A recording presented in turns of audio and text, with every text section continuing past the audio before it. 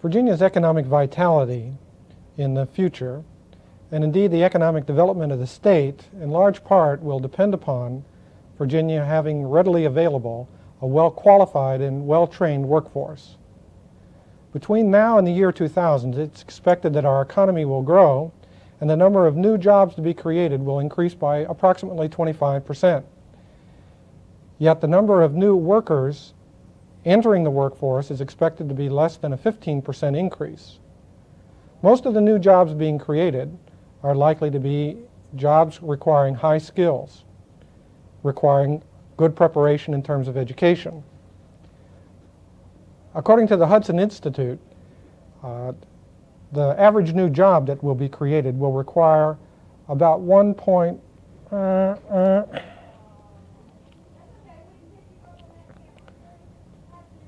Okay, I'm looking at this camera. According to the Hudson Institute, projections are that the average new job will require 13.5 years of education compared to 12.8 years of education today. Added to this is the fact that the number of high school graduates that are expected to occur between now and the year 2000 is going to be a declining group that will continue to shrink until about the mid-1990s. What this adds up to is that we have an ever-increasing number of jobs, but fewer people coming into the labor force. And of those that are coming into the labor force, they're going to have to be more and better prepared than they have been in the past. Yet, the report card, Virginia's report card, in terms of preparing workers for the future, leaves much to be desired.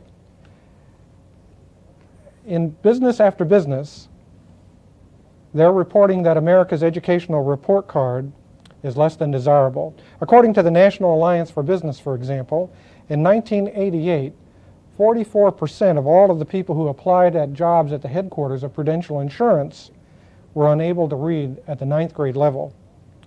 Michigan Bell reports that 2 out of every 15 applicants for clerical positions can successfully complete the written and typing portions of their examination.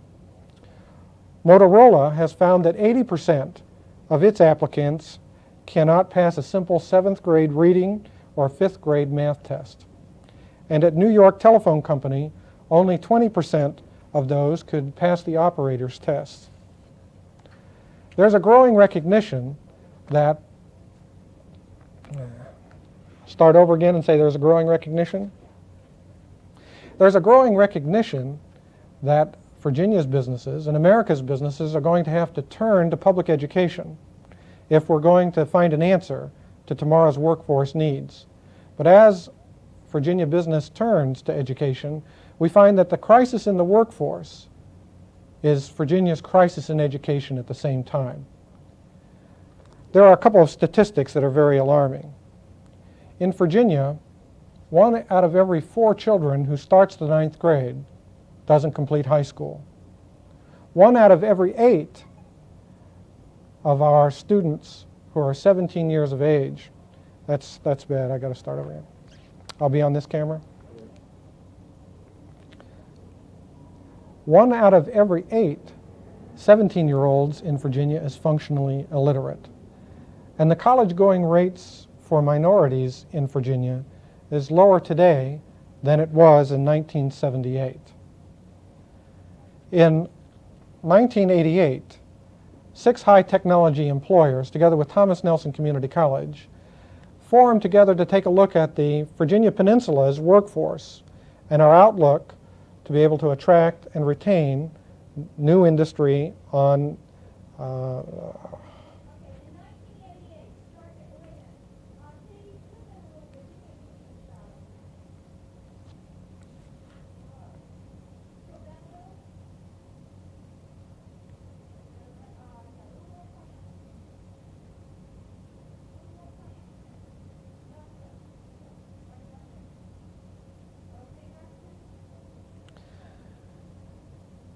The dimensions of this growing problem are not unique to Virginia.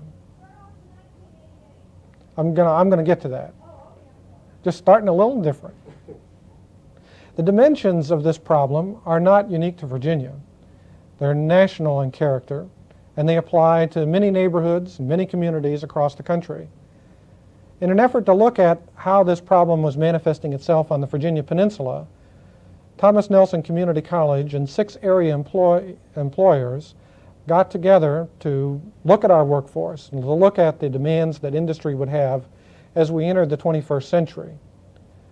The findings that we found in our community were as alarming as those that have been found nationally. We found that by the mid-1990s, we were going to suffer a significant, I'm looking at that monitor there instead of paying attention.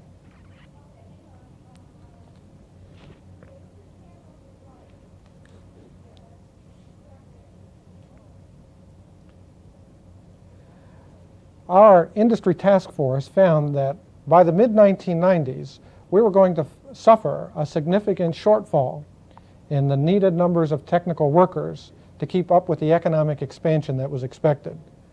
In fact, we found that there would be a shortfall of nearly 2,500 technical personnel on the peninsula, and that the problem would grow worse because the pipeline supplying new workers wasn't filled with students who are preparing for those careers today.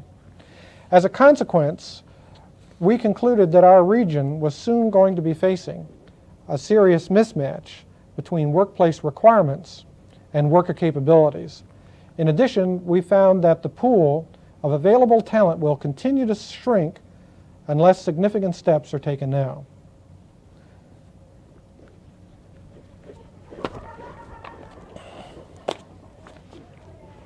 If I had a little blinky light, I could tell which it's going, but you flip that camera and I... Yeah, is there any way you can tell which camera he's on? This is distracting. It is. I see it flip, and I don't know if I'm behind or ahead. Yeah, I'll let him look at it. You Good. Yeah, if somebody can just point and then just go back, I can keep... You watch here. That's left. This is right. I'm going to keep you on that medium shot, and I'm going to keep this shot over here, okay? This shot I'm opening up. Are all your clients this difficult to deal with, too?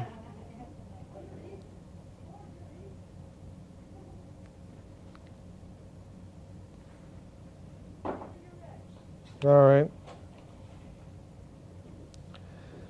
Which camera am I on, T? I'm on that one. Okay. Okay. The solution, we believe, huh? Wait a minute. He's Who? Right? Hit my right. I'm over here? He's on the other camera. I thought you said, okay, he's on this one. I'm over here? Okay. Okay. See, it's hard to tell from this, it is. Hello? Are we going? Yeah, you're doing it. All right. The solution, we believe, will take no, that's not right. The solution, we believe, will start with 5 important steps. First, we believe that we must encourage parents to become involved with their children's education. Second is what, T? All right. I got it. I got it now. All right. The solution, we believe,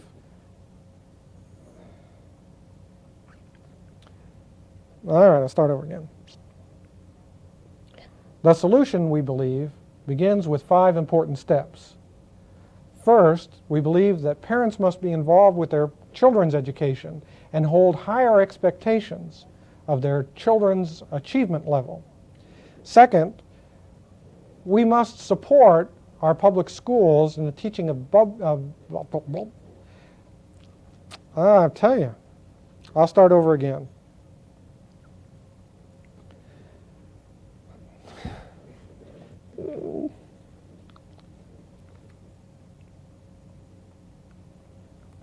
I'm not going to be able to keep from laughing now. All right. The solution, we believe, begins with 5 important steps. Number 1, we believe that parents need to be involved with and expect more. That's not going to work. The solution, we believe, begins with 5 important steps. Number 1, we believe that parents must be more involved with their children's education, and that parents must expect more of their children's performance than they're now expecting. Second, we believe that business and industry, government, and higher education must be involved with our public schools to support the teaching of basic subjects such as English, reading, mathematics, science, and interpersonal skills, because these are the basics upon which all later learning will build on. Third, we must guarantee that every high school graduate who has the capability will be afforded the opportunity to continue learning, whether that would be to college or to post-secondary vocational and technical training, for every student that has the ability to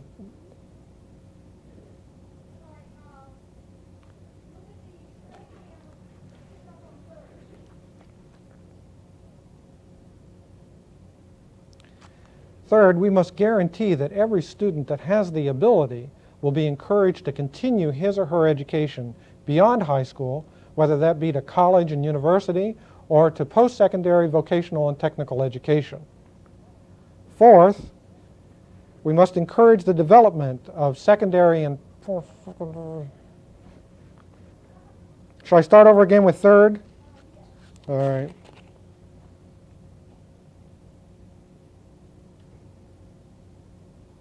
All right.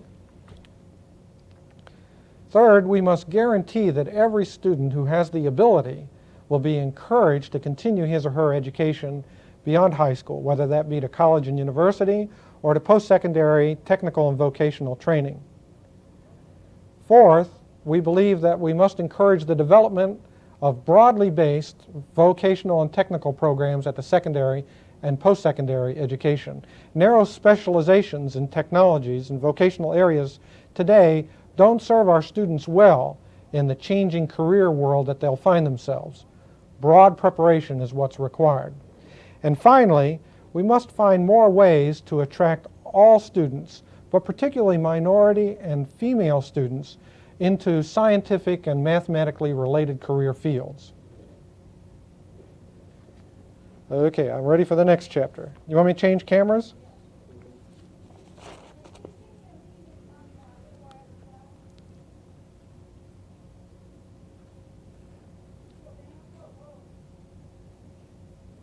Okay.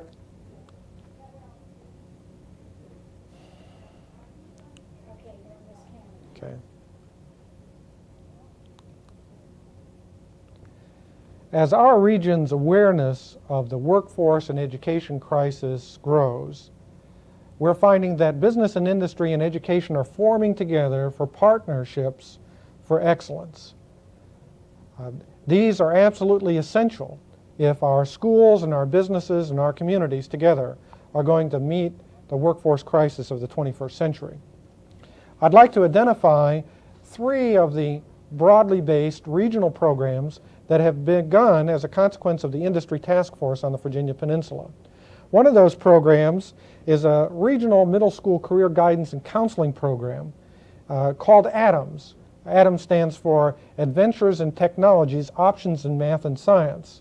Now, the object of this program is to visit every middle school on the Virginia Peninsula with teams of scientists and engineers and math-related professionals, together with faculty and other students who are studying in technologies, to make students aware at the 8th grade level or before of the kinds of career opportunities and possibilities that will be available to them if they'll study hard, stay in school, and achieve their full potential, and particularly to pay attention to achievement in math and science. This regional middle school program will affect every middle school on the Virginia Peninsula with teams going to explain the exciting careers that are going to be available to children when they graduate if they're ready and prepared. A second program, and I'll switch cameras. A second program that has been launched is one that involves the identification of students who are in transition from 8th to 9th grade, whose teachers identify them as being able students but underachieving because of low self-esteem, loss of motivation, or family life that might not be conducive to their achievement.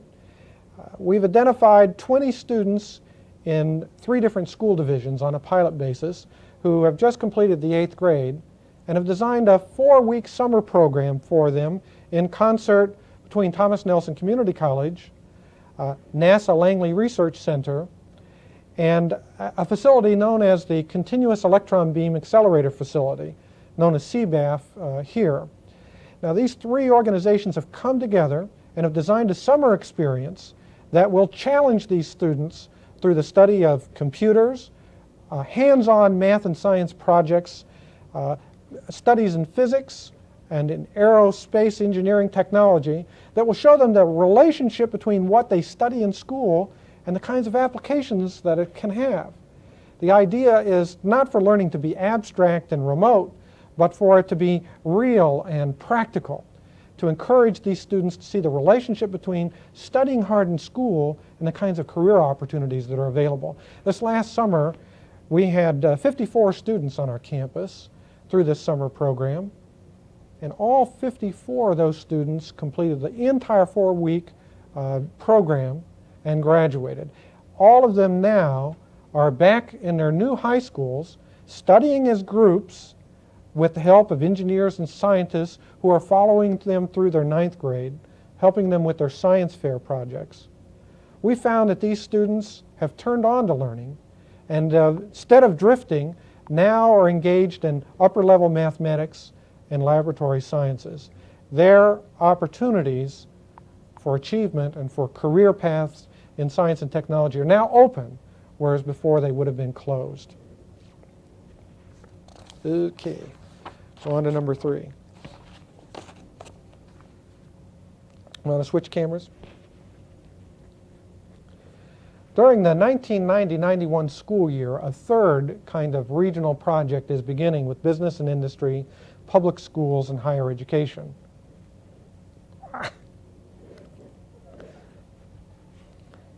What can I say?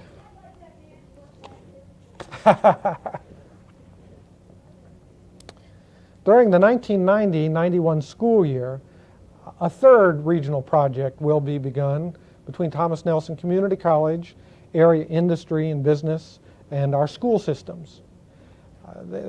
They have first 2 parts. One is a mentorship program, and secondly, an internship program. These are being coordinated under the auspices of the Virginia Peninsula Chamber of Commerce, who take the responsibility of identifying businesses and helping us bring schools together with them. The idea works like this. Beginning from the 8th grade through the 10th grade, students who are underachieving, who are not applying themselves, who may not have a role model or someone to provide them with motivation, we're going to link those students up with a business person who will assist not only with the work and study skills that are necessary in school to help them with whatever subject they're having difficulty with, but hopefully bring them into the work environment to show them what's happening in today's workplace and to try to convince them that there's a relationship between working hard now in school. Does that thing interfere with them? You pick that up? Airplanes? There's a quiet one, okay. Okay, let's see, I'm on the 3rd program. A 3rd regional effort being begun during 1990-91 is one that involves a partnership coordinated by the Chamber of Commerce together with Thomas Nelson Community College, area businesses, and our local schools. And it has 2 phases. The first phase is a mentoring program. That's a one-on-one relationship between a business person and a student. The mentorship program will be for students from the 8th grade through the 10th grade. Target at those students that's incorrect English. During 1990-91, a 3rd program is going to be begun on the Virginia Peninsula, coordinated by the Virginia Peninsula Chamber of Commerce, together with Thomas Nelson Community College, the area's 5 public school divisions, and numerous small and medium-sized businesses. It's composed of two parts. The first part is a mentoring program, and the second part's an internship. The mentoring program is targeted at 7th grade to 10th grade students who are underachieving or may not have the motivation necessary for them to be successful in school. The program links a business person up with an underachieving student to try to get the student to relate to a role model who will provide necessary motivation for the student to want to try to achieve. By pairing up with a business professional, the student can talk about career and vocational choices and think about why it's important to achieve now in school if he or she is going to have a bright future tomorrow. The mentorship is fairly short in duration, but long enough to to develop a personal contact between one person and a student. The second part of this program is an internship designed for students from roughly the 9th through the 12th grade. And the internship is more designed, rather than for the poorly motivated student, for the middle ability student who's unsure about what kinds of career choices to make. The internship will allow students to link up with businesses, go to their work site, and through unpaid experiences, get a feel for the workplace and for the kinds of careers that are available. So he or she could think about exploring this career direction or another career direction without worrying about making mistakes. Now these three programs, I'll switch over to another camera. Yeah.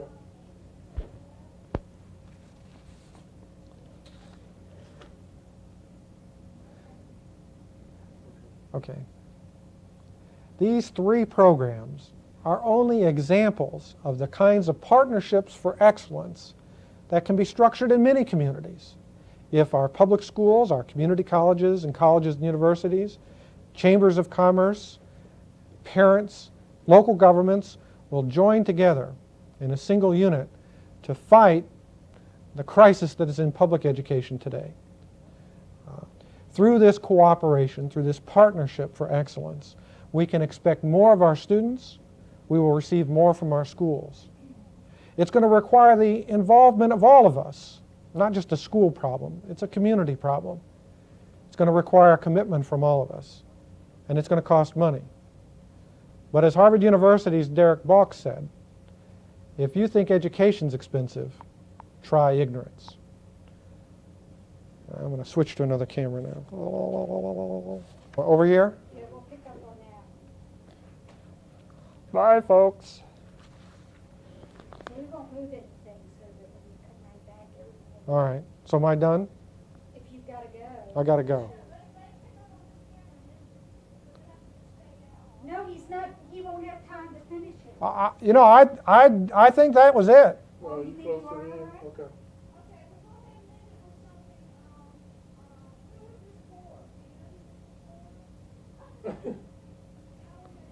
Just say, thanks, folks, or I don't know, whatever you say. That's all, folks. You know what to say when you're standing. I know. I know. Well, thank you. Wait a minute. I'm coming up with a brainstorm here. Let's see. All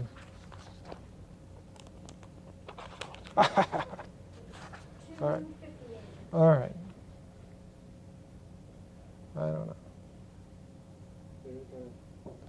Okay. I have to think of something bright to say here.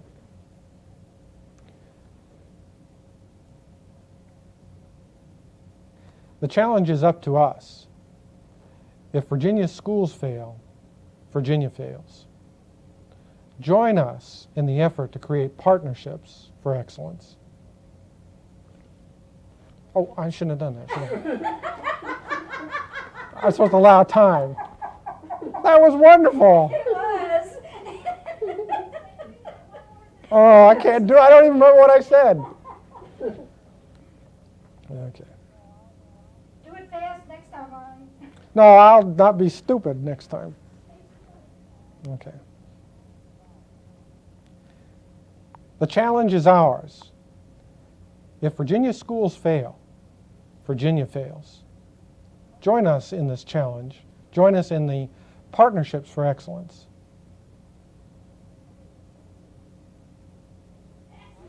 Okay. Now I did notice that I'm shiny all over the place. So if you, You have no makeup. yeah, if you need for, if it looks real bad when you